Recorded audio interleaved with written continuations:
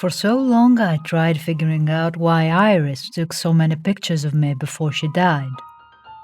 Iris Flores loved photography, but I always hated having my picture taken. My aunt and mother would have to comb the house before they found me hidden in the closet or attic when it was time for family pictures. And picture day at school was a whole nother story. I wasn't ugly, though I always looked a little mean, but just something about it made me feel impatient. I actually tried amping up my meanness when picture day came around sophomore year by putting my mom's black eyeliner on and piercing my bottom lip myself. I got in a lot of trouble for that, but who wants to be forced to smile anyway? I never forced a smile for Iris. She captured mine every single time. The worst was when she had the flash on. It was like I got flashbanged in a match of COD. Admittedly, my appearance might have been a camera deterrent, but I really did like the tats on my arms and my black dyed hair. I liked heavy metal.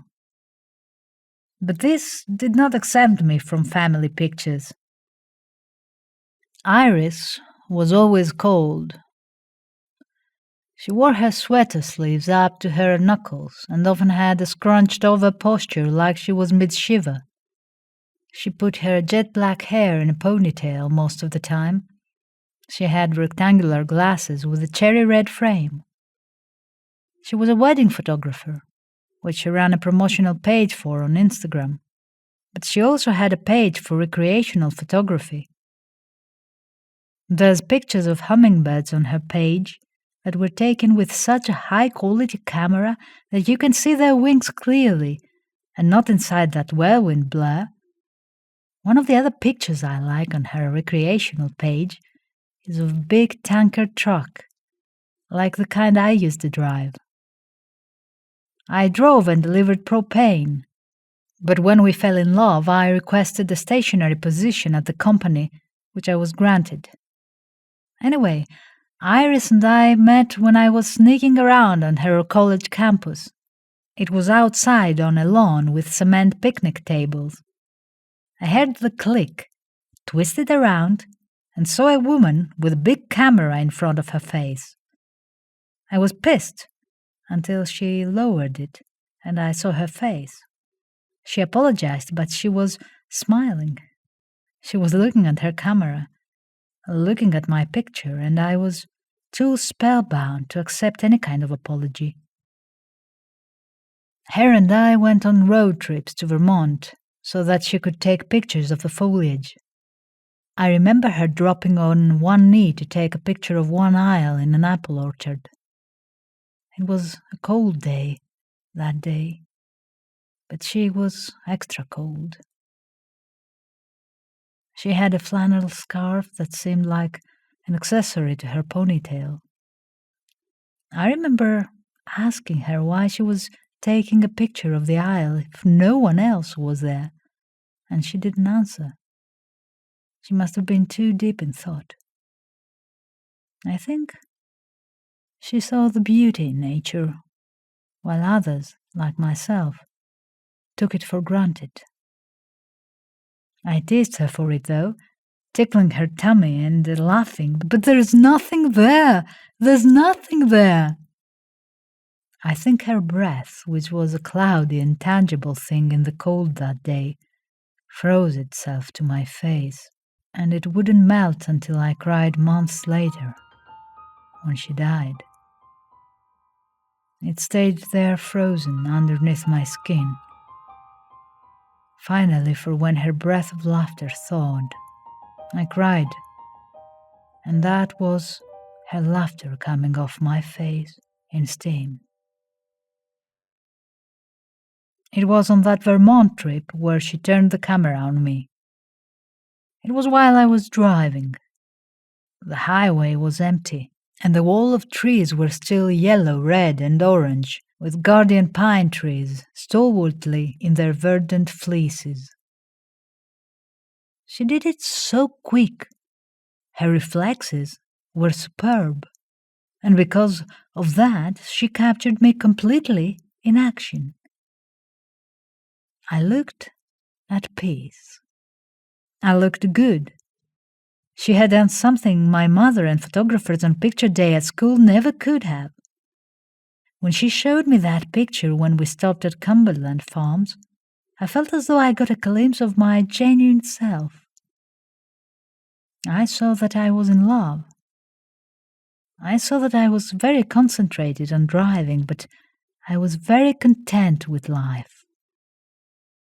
What euphoric speed was I putting the car in that day? We were going too fast. I wish we went slower. I wish there were still icicles of her laughter somewhere underneath my skin. She started doing it more and more. There's pictures of me putting my hand up in an attempt to stop her. Actually, there's a lot of pictures of me like that. As I became more privy to her photographic advances, she became more and more clever. She jump-scared me a couple of times. When we were stopped in some rustic New England town and sitting on a bench, she would lie about having to go use the bathroom. After a parting kiss on the cheek, she would get up, leave me, and take a picture of me on the bench. I know this because of the 16 pictures she took during one bathroom trip. She found it funny. I was silly to her with my guard down. I think she found it cute. She always told me I looked very thoughtful. I took a picture of her on my phone when her latte gave her a milk mustache. But she wasn't as camera shy as I was. I treasure that picture. In it, she's happy. Her eyes are peaceful kingdoms behind her glasses. She is so full of life inside that picture, and I wish I could reach back in time and wipe it off her upper lip. But she did it before me. Iris had been living with an undiagnosed cardiovascular condition. It was why she was cold all the time. Extremely narrow capillaries. Her hands were always freezing. I had to stomach her cold hands in intimate moments. But my chest and body always acclimated to her every time.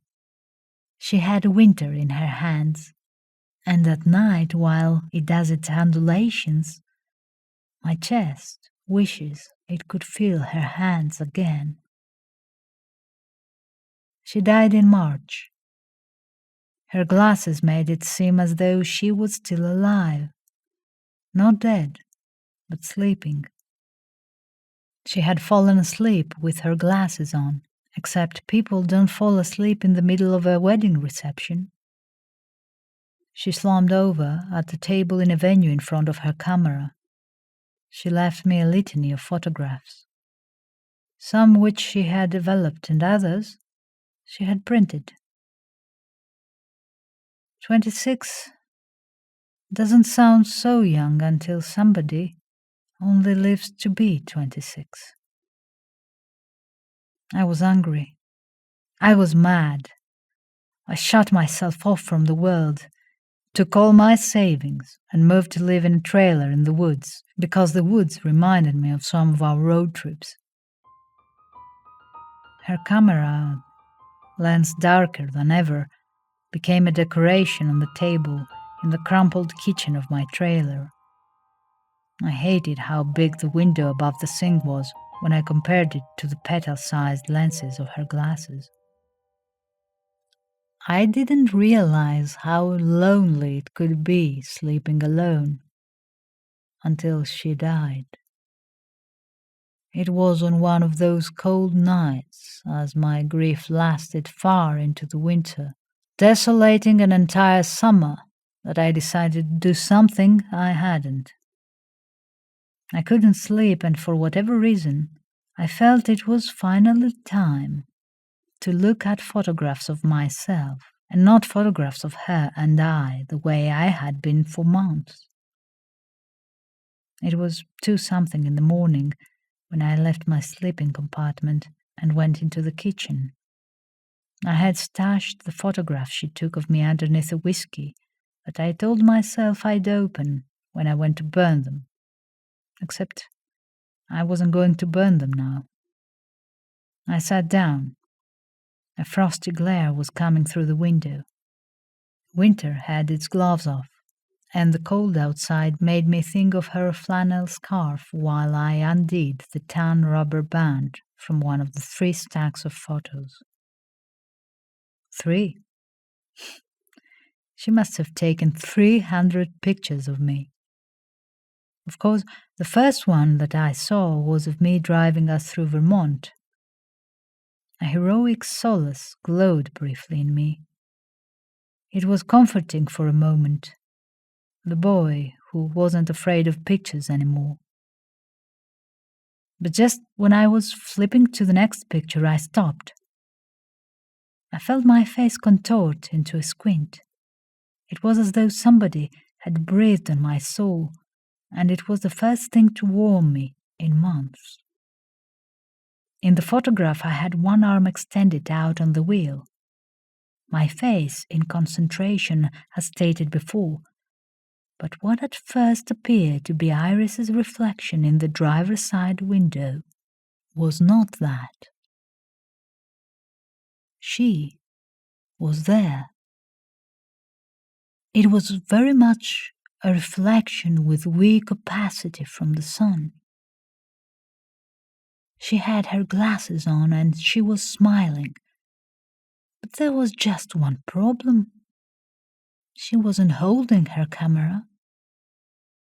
This reflection overpowered what would have been her other one, the one with the camera in front of her face.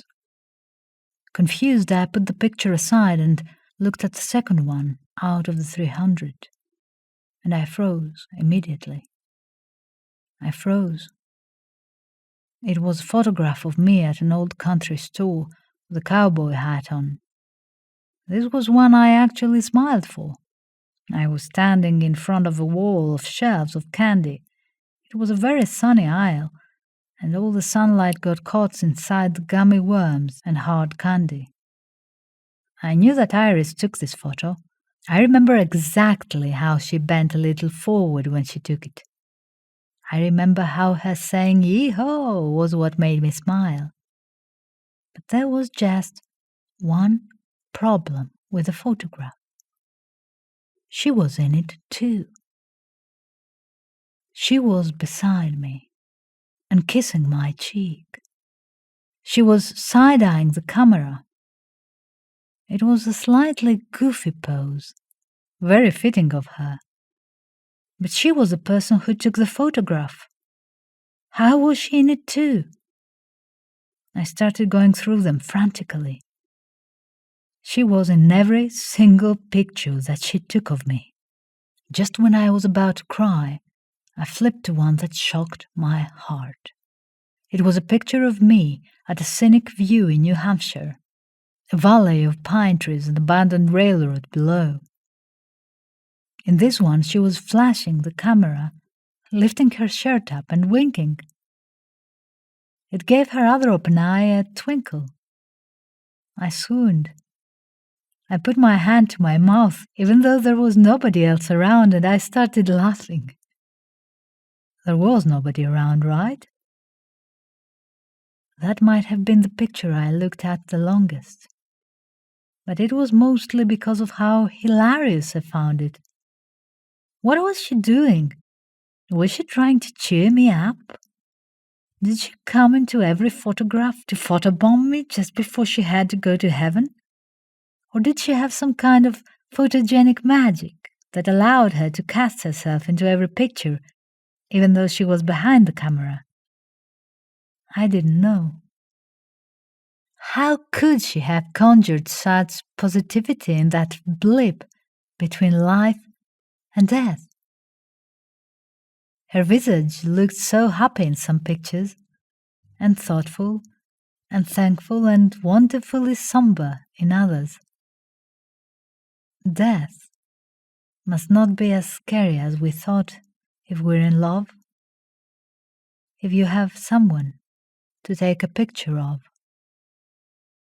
I went through photo after photo, ebbing between laughter and almost crying, only to laugh again. Iris Flores would never let me cry. Huh, the picture of me in Maine, on the pebbly beach. My hands were in my pockets, but she had both of her arms wrapped around one of my biceps.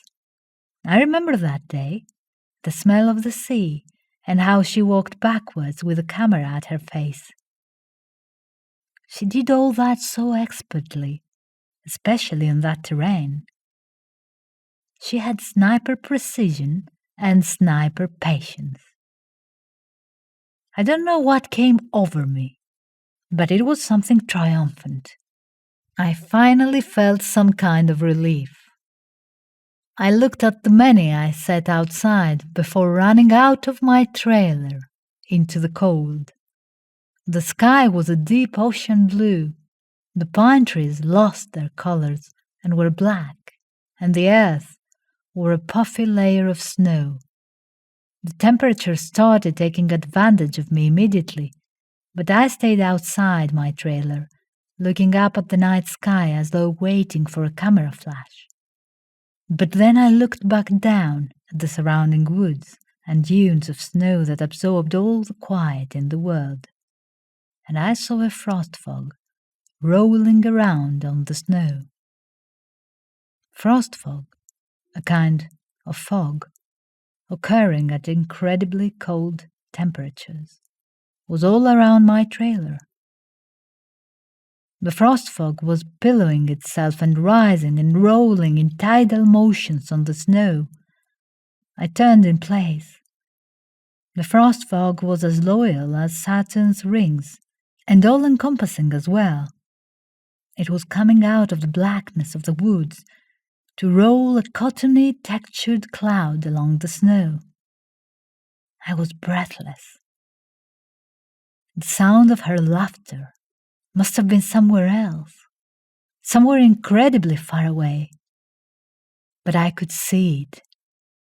I saw her laughter rolling on the snow.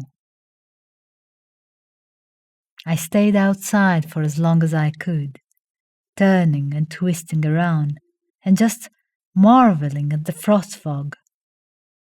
I felt a smile break my lips. I only went back inside my trailer because I know Iris wouldn't have wanted me to freeze. I returned back to the kitchen table, where I fell asleep atop of the scattered pictures of me and her, while the frost fog crawled and rose in howling motions outside my trailer, making smudges on the window. You've been listening to Her Laughter on the Snow, a story by Nicholas Leonard, read by Naya Nomikou.